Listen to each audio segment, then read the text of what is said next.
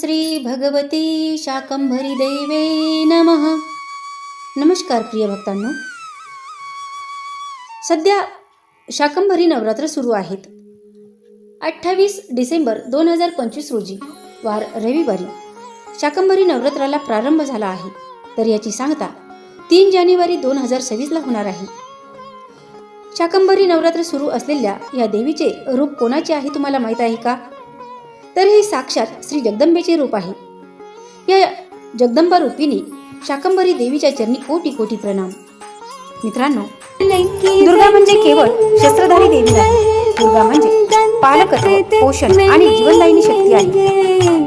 आजच्या या व्हिडिओमध्ये आपण जाणून घेणार आहोत आई दुर्गेच्या एका अतिशय विलक्षण आणि करुणामयी रूपाबद्दल. शाकंभरी देवी, ज्या देवीने दुष्काळाने होरपळलेल्या पृथ्वीवर शाक, फळे, कंदमुळे आणि अन्नधान्य उत्पन्न करून सृष्टीला जीवनदान दिलं, तीच आहे आई शाकंभरी. दरवर्षी येणारी शाकंभरी पौर्णिमा केवळ एक तिथी नाही, तर ती आहे अन्नाचे महत्त्व समजावणारी, निसर्गाशी नातं जोडणारी आणि आईच्या कृपेची जाणीव करून देणारी एक पवित्र पर्वणी. पण शाकंभरी पौर्णिमेचं नेमकं महत्त्व काय आहे? शाकंभरी नवरात्र उत्सवाची परंपरा कधी आणि कशी सुरू झाली? शाकंभरी देवीची उत्पत्ती कोणत्या कथेशी जोडलेली आहे? आणि ही पौर्णिमा देशात कुठे कुठे मोठ्या श्रद्धेने साजरी केली जाते? या सगळ्या प्रश्नाची उत्तरं, पौराणिक संदर्भ, शाकंभरी देवीच्या उत्पत्तीची रहस्यमयी कथा, धार्मिक परंपरा आणि भक्तीने भरलेली माहिती आपण आजच्या या संपूर्ण व्हिडिओमध्ये सविस्तरपणे जाणून घेणार आहोत. म्हणून हा व्हिडिओ शेवटपर्यंत नक्की पहा, कारण कदाचित आई शाकंभरीचा एखादा संदेश आज खास तुमच्यासाठीच असू शकतो. या व्हिडिओला सुरुवात करण्यापूर्वी तुम्हाला छोटीशी विनंती आहे. चॅनलवर कुणी नवीन असाल तर चॅनलला सबस्क्राईब करा, या व्हिडिओला लाईक करा आणि हा व्हिडिओ जास्तीत जास्त लोकांपर्यंत शेअर करा. ही माहिती तुम्हाला कशी वाटली तर कमेंटमध्ये नक्की सांगा आणि कमेंटमध्ये शाकंभरी माता नमः असं लिहायला विसरू नका. तर मित्रांनो, या पौर्णिमेला देवी दुर्गेच्या रूपाची पूजा केली जाते. शाकंभरी नवरात्र उत्सवाला रविवारी म्हणजेच 28 डिसेंबर पासून प्रारंभ झाला आहे आणि या उत्सवाची समाप्ती 3 जानेवारी 2026 रोजी होणार आहे. हा उत्सव महाराष्ट्रामध्ये मोठ्या उत्सवात साजरा केला जातो. पौष महिन्यात येणाऱ्या पौर्णिमेला शाकंभरी पौर्णिमा असं म्हटलं जातं. संपूर्ण जगाची अधिष्ठात्री असणाऱ्या दुर्गेचं एक रूप म्हणजे शाकंभरी देवी. उत्सवादरम्यान अनेक धार्मिक कार्यक्रमाचे आयोजन केले जाते. आता जाणून घेऊया शाकंभरी पौर्णिमेचे महत्त्व. पौष महिन्यात येणाऱ्या पौर्णिमेला शाकंभरी पौर्णिमा म्हटलं जातं. संपूर्ण जगाची अधिष्ठात्री असणाऱ्या दुर्गेचं एक रूप म्हणजे शाकंभरी देवी होय. तिला हजारो डोळे होते म्हणून शाकंभरी असे नाव पडलं. या पौर्णिमेनिमित्तानं महाराष्ट्रात अनेक ठिकाणी यात्रा आणि उत्सवाचं आयोजन करण्यात येतं.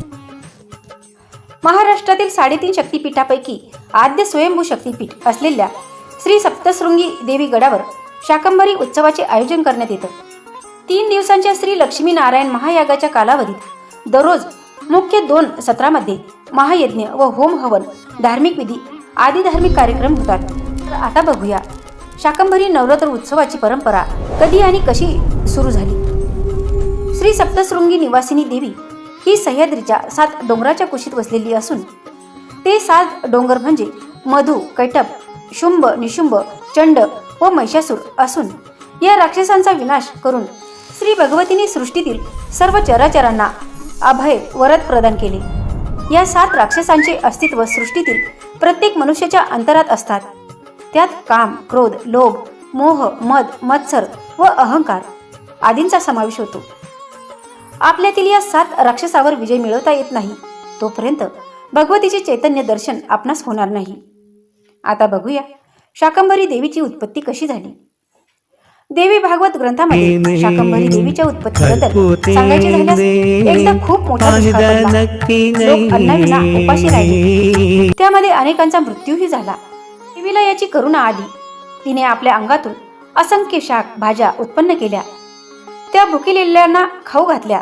प्रजेच्या रक्षणासाठी धान्य निर्माण करणाऱ्या श्री शाकंभरी देवीच्या प्रीत्यर्थ पौष मासातील पौर्णिमा शाकंभरी पौर्णिमा म्हणून साजरी केली जाते. एका धार्मिक कथेनुसार हरिद्वार केदार रस्त्यावर कुमाऊ टेकडीवर देवीने 1000 वर्ष केवळ शाकभाज्या खाऊन तपश्चर्या केली. त्यामुळे ही देवी शाकंभरी देवी या नावाची प्रसिद्धी मिळाली.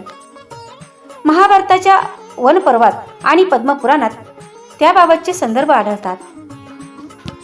आता बघूया हे नवरात्र कुठे साजरी केली जातात.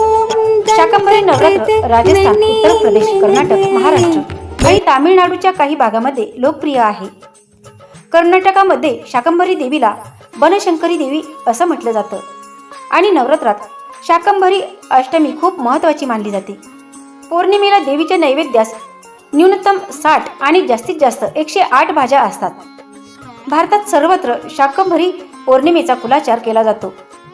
या दिवशी श्री क्षेत्र माहूर येथे रेणुका देवीची थाटात रथयात्रा काढतात. आता बघूया शाकंभरी देवी अवतार कथा. पृथ्वीवर एक राक्षस राज्य करीत होता. त्याचे नाव दुर्गमासूर. तो अत्यंत बलवान आणि पराक्रमी होता. दुर्गमासूर देवांचा, मानवांचा, ऋषीमुनींचा फार द्वेष करत असे. दुर्गमासुराने दृष्ट नीतींचा अवलंब करण्यासाठी ब्रह्मदेवाला प्रसन्न करविण्याचे ठरवले आणि तीव्र तप करून लागला. त्याच्या तपस्येने ब्रह्मदेव प्रसन्न झाले आणि समोर प्रकट होऊन म्हणाले, असुरा, मी प्रसन्न आहे, वर माग. हात जोडून असुर म्हणाला, देवा, संपूर्ण वेदांचे ज्ञान माझ्याकडेच असावे. संपूर्ण मंत्रशक्ती ज्ञानासह माझ्या हातात यावी. देवतांना मी पराभूत करावे. ब्रह्मदेवाने राक्षसाची धूर्तता जाणली. ते हसले आणि म्हणाले, तथास्तु. ब्रह्मदेवाचा एकच शब्द तथास्तु, पण या एकाच शब्दाने या संपूर्ण सृष्टीमध्ये भयानक विनाशकारी शक्ती निर्माण केली. देव, मानव आणि ऋषी यांच्या जीवनाला आधार देणारे, मनाला चैतन्य देणारे संपूर्ण वेदज्ञान त्यांच्यापासून निघाले आणि दुर्गमासुराकडे आले. ओजस्वी मंत्रशक्ती सामर्थ्यासह निघाली आणि असुरामध्ये प्रविष्ट झाली. सृष्टीमधील चैतन्य संपले, सामर्थ्य लोप पावले. देव, मानव आणि ऋषीमुनी तेजोहीन झाले, प्रभाहीन झाले, शक्तिहीन झाले. वरदानामुळे शक्ती संपन्न बनलेल्या दुर्गमासूर हाहाकार करीत आला आणि त्याने सर्वांचा पराभव केला. संपूर्ण जगावर अन्यायाची, असत्याची सत्ता सुरू झाली. दुर्गासूर उन्मत्त, बेफाम बनला. मानवाच्या हत्याकांडाचे भयानक पर्व सुरू झाले. अखेर सर्व देव, ऋषी आणि मानव अरण्याकडे धावले आणि गहन अरण्यातील खोल गुहेत लपून बसले. उंच उंच पर्वताच्या मध्ये दडलेल्या गुहेकडे असुरांचे लक्ष गेले नाही. बाहेरील जगात क्रूर राक्षसाचे थैमान चालू होते. इकडे गुहेच्या आत जीवनाचे नवे पर्व उदयाला आले. सर्व देव, ऋषी जगन्मातेला शरण गेले. आदिमाता महादेवीची उपासना चालू झाली. सर्वांच्या समोर भगवती प्रकट झाली. कसे रूप होते तिचे, आगळे वेगळे आणि भव्य. सृष्टीमधील उंच उंच पर्वत, डोंगर, हिरवीगार झाडे झुडपे, नानारंगी फुले, पाने, रसरशीत डौलदार फळे या सर्वांची मिळून देवी तयार झाली. रूप विविध रंगी पण तेजस्वी. जिकडे पाहावे तिकडे देवीचे तेजस्वी डोळे दिसत होते. सर्वजण तिला शताक्षी असे म्हणू लागले. देवीच्या 100 नेत्रामधून कृपामृताचा वर्षाव होऊ लागला. या वर्षावामुळे सर्वजण उल्हासित झाले. नवे जीवन मिळाले. देवीने अनेक प्रकारच्या भाज्या, फळफळाव आणि अन्न तयार केले. अनेक रुचकर पदार्थ तयार केले. आईच्या मायेने सर्वांना पोटभर खाऊ घातले, सर्वांना तृप्त केले. या देवीला सर्वजण शाकंभरी देवी असे म्हणू लागले. यानंतर देवी गुहेच्या बाहेर आली. तिने गुहेच्या तोंडावर मोठे तळपते चक्र ठेवले. या चक्रामुळे गुहेतील सर्वांचे रक्षण होत होते. देवीने आपली शस्त्र अस्त्रे बाहेर काढली आणि तिने दुर्गासुराला युद्धासाठी आव्हान दिले. दुर्गासूर आपल्या सैन्यासह लढू लागला. देवीच्या समोर कोणाचाही टिकाव लागला नाही. राक्षसाने सैन्य पूर्णपणे मारले गेले. जगावरील मोठे संकट नाहीसे झाले. सर्व ज्ञान, मंत्र सामर्थ्यासह देवाकडे, ऋषीमुनीकडे आणि मानवाकडे परत आले. देवी त्यांना म्हणाली, हे श्रेष्ठ ज्ञान आहे. हीच माझी वाणी आहे. ही माझी मंत्रशक्ती आहे. ज्ञानाची उपासना करा, मंत्रशक्तीची आराधना करा. हीच माझी खरी उपासना आहे. तुमचे कल्याण हो. एवढे बोलून देवी अंतर्धान पावली. शाकंभरी देवी ही खऱ्या अर्थाने माऊली देवी होती. म्हणूनच पौष पौर्णिमेला शाकंभरी देवीची उपासना केली जाते. तर मित्रांनो, ही होती आई शाकंभरी देवीची पवित्र कथा. शाकंभरी पौर्णिमेचं महत्त्व आणि तिच्या मागची श्रद्धा व परंपरा. आजच्या धावपळीच्या जीवनात आपण अन्नाला गृहीत धरतो, पण आई शाकंभरी आपल्याला शिकवते की अन्न हेच परब्रह्म आहे आणि निसर्ग हीच खरी आई आहे. या शाकंभरी पौर्णिमेला अन्नाचा अपमान न करता गरजू व्यक्तीला अन्नदान करून आणि मनापासून आईचे स्मरण करून तिचा आशीर्वाद जरूर घ्या. जर तुम्हाला हा व्हिडिओ माहितीपूर्ण आणि भक्तीने भरलेला वाटला तर व्हिडिओला लाईक करा, आपल्या मित्रपरिवारात शेअर करा आणि अशाच धार्मिक, पौराणिक आणि श्रद्धेने भरलेल्या व्हिडिओसाठी आपल्या चॅनलला सबस्क्राईब करायला विसरू नका. पुन्हा भेटूया अशाच एका नवीन आध्यात्मिक विषयासह. तोपर्यंत आई शाकंभरी देवी तुमच्यावर आणि तुमच्या परिवारावर सदैव कृपा ठेवू. जय जगदंबा, जय शाकंभरी माता.